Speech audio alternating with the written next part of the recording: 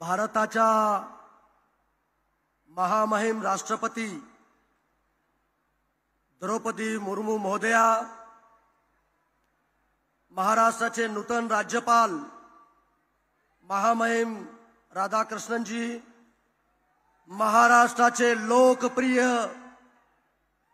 मुख्यमंत्री आदरणीय एकनाथरावजी शिंदे साहेब, महाराष्ट्राचे कर्तबगार उपमुख्यमंत्री आदरणीय देवेंद्रजी फडणवीस साहेब, केंद्रीय मंत्री आमचे मार्गदर्शक आदरणीय रामदासजी आठवले साहेब, आपल्या जिल्ह्याचे पालकमंत्री गिरीशजी महाजन साहेब, मंत्रिमंडळातील आमची लाडकी बहीण व महिला व बाल विकास मंत्री आदिती तटकरे ताई, उपस्थित सर्व लोकप्रतिनिधी, खासदार महोदय, आमदार महोदय, सर्व माध्यमाचे प्रतिनिधी, समोर उपस्थित असणाऱ्या लाडक्या बहिणींनो आणि भावांनो, भारताच्या महामहिम राष्ट्रपती द्रौपदी मुर्मू मॅडम या आज आपल्या उदगीर नगरीत आल्या आहेत.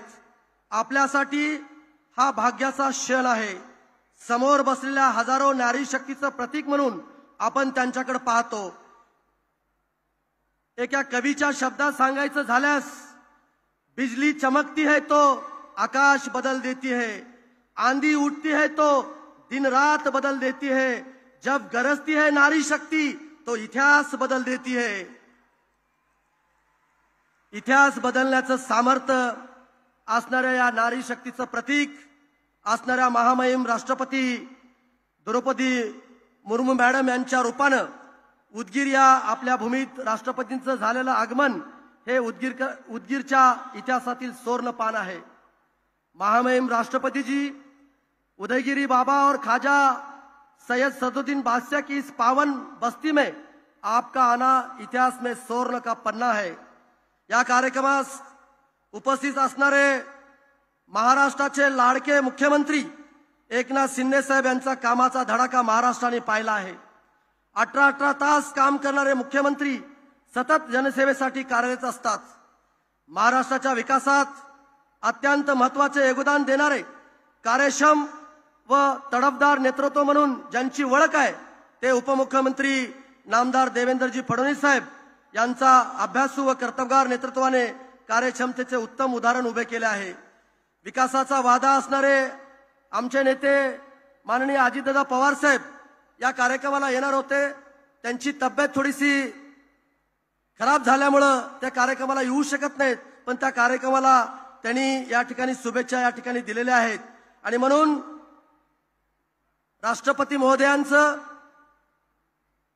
राज्यपाल महोदयांचं, मुख्यमंत्री, उपमुख्यमंत्री आणि व्यासपीठावर सर्व मान्यवरांचं मी जिल्ह्याच्या वतीनं पहिल्यांदा मनपूर्वक स्वागत करतो. महामहिम राष्ट्रपती महोदयांच्या हस्ते आज विश्वशांती बौद्ध विहाराचं लोकार्पण झालं आहे. विश्वशांती बुद्ध विहार आम्हाला शांती, प्रेम आणि करुणाचा संदेश देणार आहे.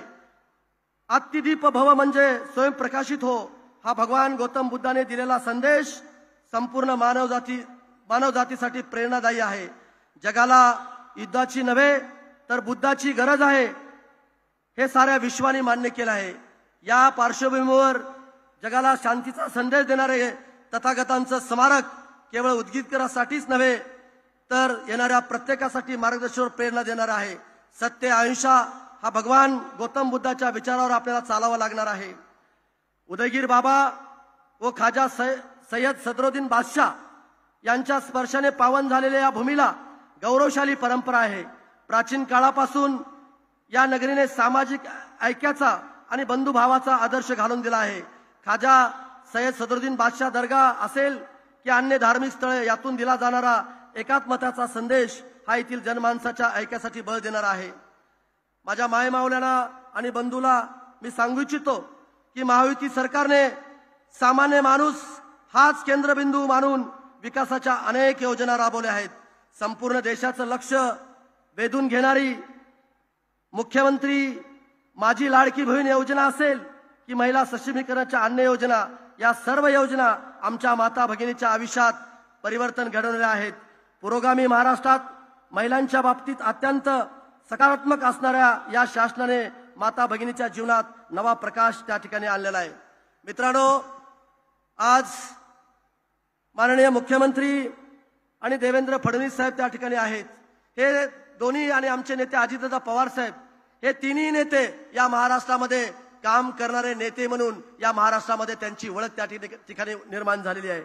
आणि म्हणून त्यांच्या सर्वांच्या आशीर्वादानं आणि तुमच्या सर्वांच्या आशीर्वादानं या भागाचा लोकप्रतिनिधी म्हणून मला या ठिकाणी संधी मिळाली आणि मागच्या 5 वर्षात उदगीर मतदारसंघाचा चेहरा मोहरा बदलण्याचा प्रयत्न प्रामाणिकपणे मी या ठिकाणी केला। विकासाचा बॅकलॉग अनेक वर्षाचा भरून काढला आहे। भविष्यातील विकासाचे नियोजन त्या ठिकाणी केलेलं आहे।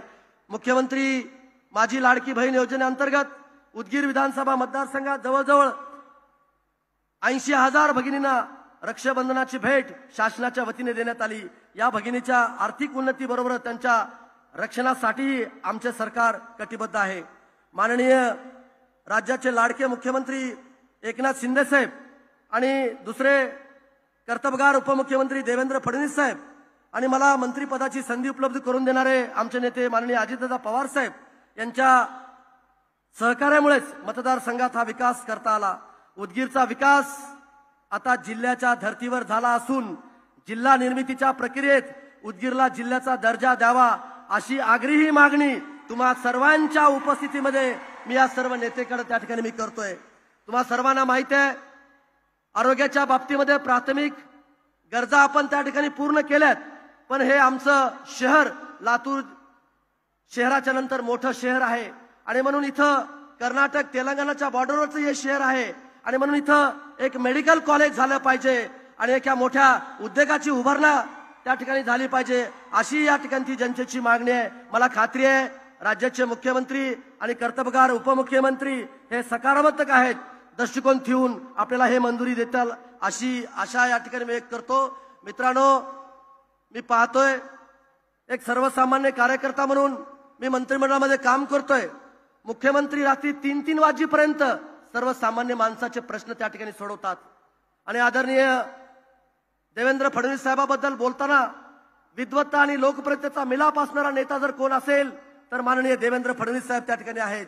आज मुंबईमध्ये आणि महाराष्ट्रामध्ये प्रचंड मोठं इन्फ्रास्ट्रक्चर उभा करून एक नवा महाराष्ट्र उभा करण्याचं काम या नेत्यांनी त्या ठिकाणी केलेलं आहे आणि म्हणून परत एकदा या उदगीर शहरामध्ये राष्ट्रपती महोदया, राज्यपाल महोदय, मुख्यमंत्री, उपमुख्यमंत्री सर्व मान्यवर या ठिकाणी उपस्थित राहिले, त्याबद्दल मी त्यांचं मनपूर्वक या भागाचा लोकप्रतिनिधी म्हणून मी स्वागत आणि आभार व्यक्त करतो। थांबतो। जय हिंद, जय महाराष्ट्र।